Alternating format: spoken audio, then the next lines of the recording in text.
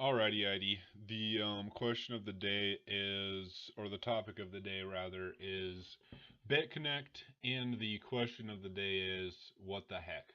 Um, uh, and the answer is, I don't know. Um, is Bitconnect a scam? I don't know. Why even make a video if I don't know? I don't know.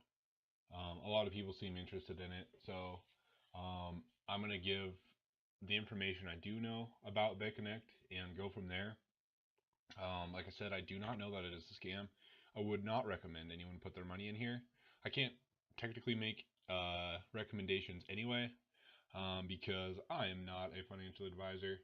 But I'm going to show you my experience with Bitconnect and my history, and yeah, like I said, the few things that I know. But basically, I've invested $800.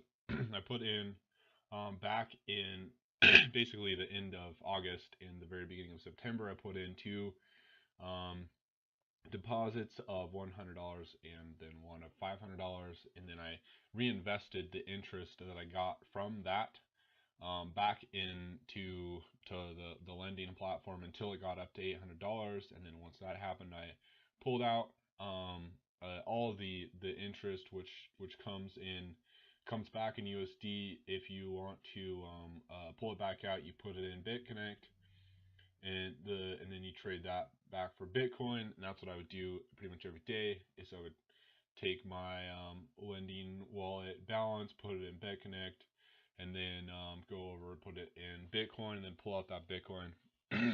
Actually, wouldn't pull out the Bitcoin very often. Usually, when the Bitconnect wallet reached something like $200 or so, I would then pull out. It was always I guess, balance in my mind of not wanting to leave a large deposit of money in Bitconnect because I never knew if it was going to fail, and it's generally a bad practice, in my opinion, to leave funds on exchanges. And the other side of the balance was I the fee to transfer Bitcoin is high enough that if you have $100 in there and it costs you $20 to transfer, you're losing 20% of your income there. And of course, so I was trying to balance those two, waiting till the fees for Bitcoin were relatively low and my balance was relatively high, and I'd pull out. So if you look over here, let's move myself out of the way over to the left side. But if you look over here, my total earned is $824. And that is the truth. Like, I've earned 824 literal US dollars, but of course, like I said, I was transferring those over into Bitcoin. And then if you look over here, I started here in where's the in September. Here we go, September right here, where the price of Bitcoin was $4,700, and that's when I started getting returns. It went as low as basically $3,000, and so my USD was getting transferred into Bitcoin, and of course since then, here we are at $15,300, and so in a sense, my USD equivalent of what I gained from my investment is actually quite significantly higher than what is shown here. Um, but my return on investment and I really almost have nothing to lose now. Um, I've my initial investment I now have back in my wallet. I've taken it out. So I'm ahead. I'm very much ahead, and so that is the truth for me, and I think that's worth recognizing.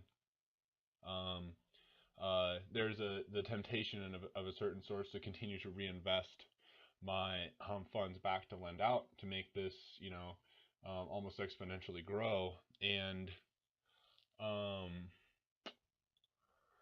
or at least, yeah, compound my interest, but put it right back inside. And the reason I don't do that is because I do not know if this is going to be here tomorrow. I do not see enough transparency at all in Bitconnect to have any kind of legitimate trust in it. I think it's extremely sketch. I would say if someone is going to put their money in, put as much as they don't care to ever get back. Um, the confidence in BitConnect is quite low. So anyway, that's one thought on this. Obviously, Bitconnect works the way they say they work is they lend. You lend your USD to them, and they use it to have their bots of sorts. Is kind of the way I've interpreted or understood them to say it. To play the market with if Bitcoin goes up and down in price, if the more volatile Bitcoin is, the more return they get. I do think it's a little bit interesting that over time the returns that they're giving are like it's not consistent. What happened back here is not what happened here. You get 5% interest, and something happened about right here. That 4% return, you never even hardly got half of that. Um, uh, until after that point, something happened. And you notice there was a lot more low days here as well. They kind of evened them out, which is just interesting. I don't know exactly what that means, but something has changed, that's for sure. And yeah, yeah, I don't know. If you look here at the roadmap for 2018, it doesn't really go past 2018. I don't know if they have a longer roadmap. Let's just check this, double check. Yeah, so their roadmap is I cannot validate this. They may have a longer roadmap than this, but the longest roadmap I've seen it only includes 2018, and it goes till November. A lot of these things are there's nothing particularly concrete in my opinion in any of this roadmap. A lot of it is seemingly market focused, like rather than anything that actually proves their validity, which is I think their biggest flaw, is there's just a huge question over if they're legitimate or not. And in some ways, this is kind of reassuring because oh look, they have a roadmap that goes at least till November, so you hope that it's going to be around that long. And frankly, if I knew it was going to be there in November, I would um, play my cards probably a little differently. But I do not even know that's going to be there that long. Um, so uh, anyway, um, another thing is that initial money you invest in, like I said, I put $600 of mine in. It's kind of locked in for roughly a year, and like I said, it was basically September. If somehow I make it to next September, and my initial funds become released, will I pull them out? And I would say all things being equal, if things look just the same then as they do now, I would actually leave my funds in. One, because I've already recouped my investment, and two, because I do not think they're failing tomorrow. Um, and if they continue their roadmap, if they follow things through, if their timeline seems consistent, they're doing what they're saying, even though I think they're anything but legitimate. I think uh, they are not going to fail, and it's worth the risk to me. The risk to reward ratio is good enough. But of course, as I'm going, as I learn new information, it's going to make me reevaluate things as I go, and that's a very long time for something. If it, relatively speaking, as these things go, these pyramid schemes of sorts. Not that this is a pyramid scheme, but if it was, that would be a pretty long time to last. And just because it lasted long doesn't mean it's not a pyramid scheme. But you have to take those things into account. I'm trying to think of what other things I could say here that might be helpful. Um, Bitconnect right now is number 18th slot, which is in some ways very amazing. In some ways not. I mean, they've given pretty good returns, and I see my face is covering up what I'm talking about. They've given pretty good returns, and they have given them fairly consistently. So, but at the same time, they are in the crypto world, and the returns on crypto are so incredibly good. I think you could run a pyramid scheme a lot longer here than you might in other places. But another thing I just want to say is you don't have to lend your money to be involved in Bitconnect. You can buy the Bitconnect coin itself, And I would advise against that for the same reasons I would advise against investing, or at least I would think twice.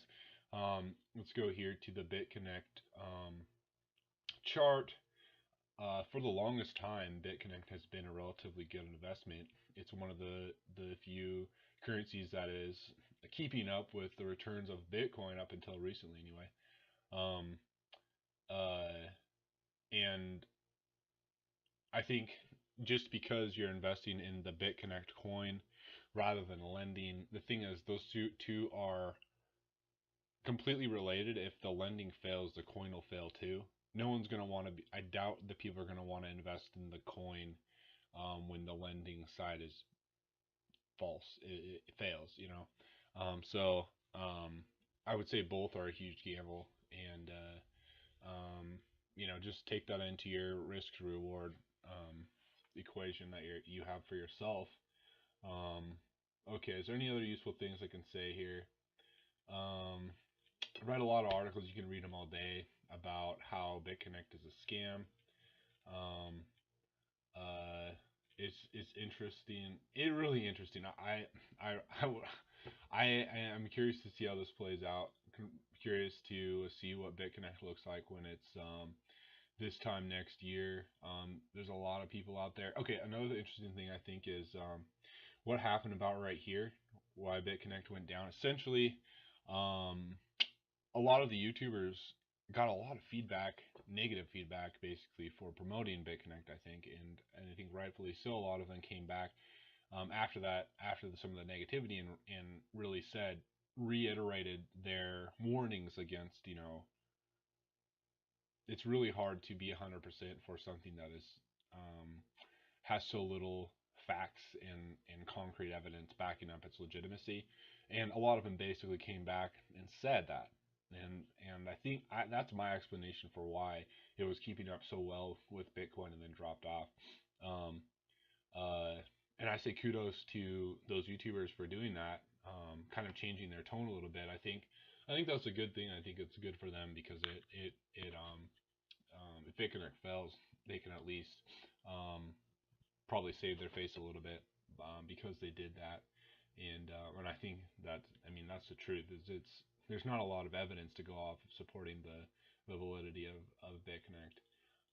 Anyway, so those are my basic thoughts on Bitconnect. It's a little bit of a misnomer of sorts. Like um, I can't really say a lot of concrete information except that itself is there's not a lot of concrete, not a lot of facts, not a lot of base my opinion off of. I can look back to history and see that it's relatively seemed to do what it said, but it seems to be very market focused and not a lot in proving the foundational part of itself, which I think for any intelligent person is going to be the part that really matters, and it's going to be what actually makes Bitconnect last is the foundational things. Do they actually have algorithms out there that are looking at things and looking at the crypto market and giving returns?